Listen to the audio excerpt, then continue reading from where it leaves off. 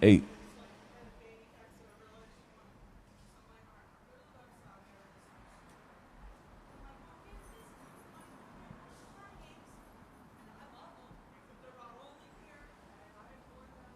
Check, check, check.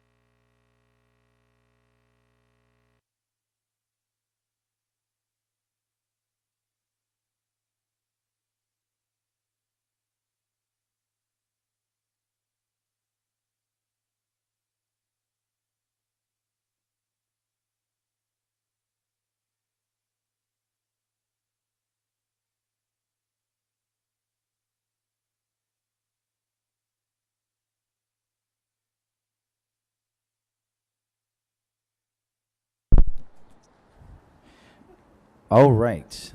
Good afternoon, and thank you all for joining us. As you know, yesterday around 5:30, a severe storm moved through the area with 50 to 60 mile per hour winds that resulted in more than 30,000 Baltimore residents losing power and more than 400 trees being down, many completely or partially blocking roadways and more than 80 traffic signal disruptions.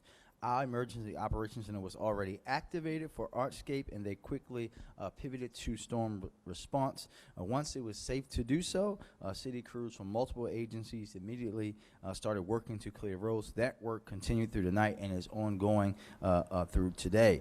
I want to personally thank our emergency management team and our teams at Rec and Parks, Forestry Division in particular, DOT, DPW, BPD, and the fire department for activating quickly last night and continue to do so now. I also want to thank my colleagues, County Executive Pittman and Mayor Buckley of Annapolis, for sending crews from their areas to assist us this morning. While we have made progress, we still have more than 200 trees to clear from our roadways. As we work to clear our roadways, we ask the public for patience and grace for our teams as they are doing this work, and we know how dangerous that work is. And also, because we have storms that are, of course, pending, when there is lightning and storms, we obviously will have to suspend that work for the safety of our workers. This will take time, and in some cases, as we are working to clear roads, we will be leaving debris so that teams can get to the next location. We will come back this week to pick up that remaining debris.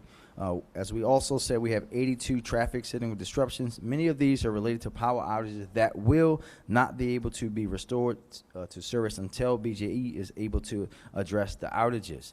In the meantime, we've redeployed BPD officers and TOs from DTOT to several intersections to help direct that traffic.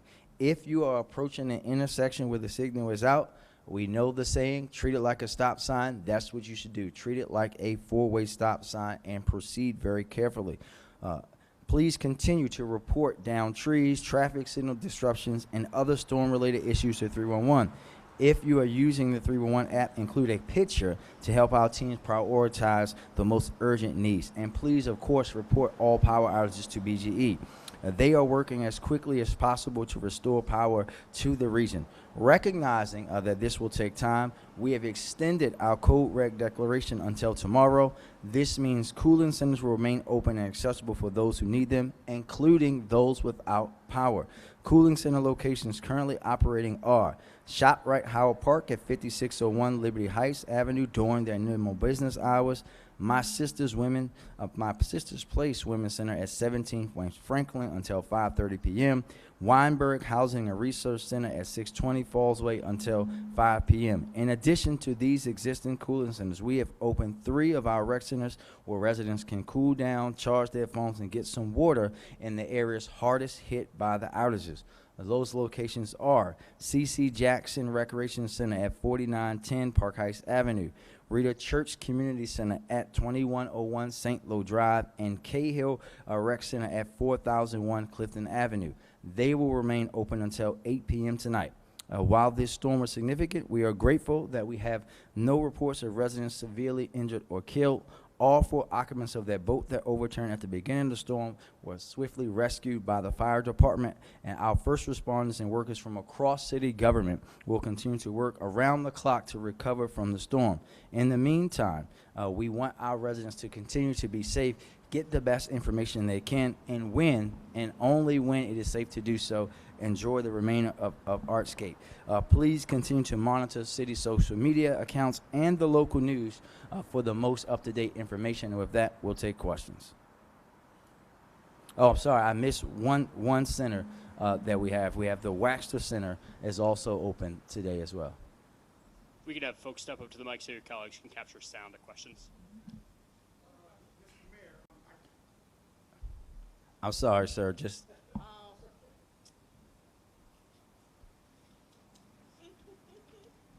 Mr. Mayor, obviously the storms disrupted Artscape. Are you going to try to get any of the entertainment back? Were you disappointed, or any elaboration on that? Well, I think, listen, we know when you have outdoor festivals, this is the risk that you run, right? As I said, I spoke with Ms. Shaka Khan directly, and the young lady met her directly on Friday. They both are looking for ways to hopefully come back in the future, but those discussions will be ongoing, and quite frankly, we'll worry about the storm and the storm recovery before we do that, and we'll be able to, if we can work it out with their schedules, we will. If not, that's what happens when you have outdoor festivals. Elaborate too on the hardest hit areas, Mayor, just where they are and then kind of what you're seeing there? Yeah, I think that, listen, we know we are grateful to be a city that has a pretty decent tree canopy. And when you think about that, that's really, a lot of that is on the northern part of the city. So you're looking at northwest Baltimore, northeast Baltimore, and you're seeing trees down, you're seeing streets completely blocked, and lots of folks without power. I myself was out without power for a bit of time last night, and we just have to be patient, understanding that when you have over 400 trees down and crews having to come in from other places, and also what has to happen for that work, not just for our workers, but for the BGE workers of actually cutting trees and all these things to get to the actual problem, we all just going to have to be a little patient as we work through that. Mayor, what is it like to just deal with these storms that sort of pop up out of nowhere? This wasn't like, we had a hurricane come through, but these are these little supercells that come in and they blast the city, and they're not something you can maybe necessarily plan for? Well, I think that while we can't plan for them, we all understand the changing nature of our weather. We all know that climate change is a real thing, and we have been through this. This is muscle memory for us, right? So unfortunately, we've gotten used to having these storms, which is why we have these protocols and things at the ready, and we just have to be ready at any time, especially in Baltimore, anytime between May and September for one of these to happen, so that we can move as quickly as humanly possible when dealing with the fallout of these storms. I have one more. Go ahead. Just with the heat, lots of people without electricity. I know that not everyone has air conditioning in this city, but if you have a fan that you've plugged in or you do have AC, what's your advice to residents on how to deal with this, or maybe better prepare for the rest of this kind of stormy season that we have? Well, I just think that, listen, they should have a kit, and I'll let Director Henderson talk about the kits and things that they should have, the stuff that you should have at the ready in your house. But this is why we have the cooling centers, and now we're extending that with the other centers so that folks have a place to come and get their phone charged, get some water, cool off and cool down. We have to just prepare for that, because we know, again, that these storms are getting worse and worse and worse over the years, and we just have to be as prepared as possible as you can for the weather, not just as a city, but as individual residents of the city. Director, you want to talk about emergency kits? Thank you, Mr. Mayor. So yes, we're asking our residents to always have an emergency preparedness kit, have a plan in place both at home and at work, non-perishable foods, enough water for each person within your household to last for 3 days. If you can, have cash on hand, because when the power is down, a lot of places don't take credit cards anymore, but they may open and take cash. So we recommend to have cash on hand. As far as the not having air conditioning, that is why we asked the health department to extend the code red. Even though today's temperatures didn't dictate for us to have a code red, we knew we had the facilities already in place for them to go to and cool off, charge their phones, and to be able to stay connected with their friends and family. And Director, just to be clear, the code red, sorry, Mayor, that does allow that you guys can then extend for the rec centers. That's why you do the code red, correct? Absolutely. And again, we've already identified those locations through other code reds, because the mayor stated we've had numerous days over 100 degrees or a heat index over 105. So it's a lot easier for us to go ahead and extend it, because it was activated for Friday and Saturday, to go ahead and extend it today into Monday and possibly into Tuesday, based on what we're looking at right now for the earlier temperatures. We're looking at the air temp to be around 97 degrees, which may put us into code red again. And then, thank you. And then, Mr. Mayor, just one last one for me. How's your communication been with BG&E? Has it been good? I mean, have they been, just because some people, might be a little upset with not having the power, so I think it's just important to reiterate. Yeah, we talk to them all the time. We have BGE people even here with us so that we can communicate with them. Listen, we know what they're going through. We know everyone wants their power to come back on very quickly, but we have to understand what we're talking about. When you go out and you see some of the trees that are down, you see that some of the streets are blocked with trees, we all are going to have a little bit of patience and grace for all of the folks that are working. But also, again, really considering that there are more than likely going to be thunderstorms again today, and we cannot put any worker at risk of being struck by lightning. So we're going to have to be very patient as we go through this storm recovery. Any idea how many more people are without power right now? I will have to get the last number, but I think, Joel, you have the latest number? So as of last night, we started out just slightly over 30,000 customers out. We are now currently down to 17,000, and that's actually down from 25,000 just earlier this morning. So BG&E is making tremendous progress, but like the mayor said, please be patient with BG&E. I think they had over 150,000 outages across their system. Anybody else? Thank you, everybody. Thank you guys.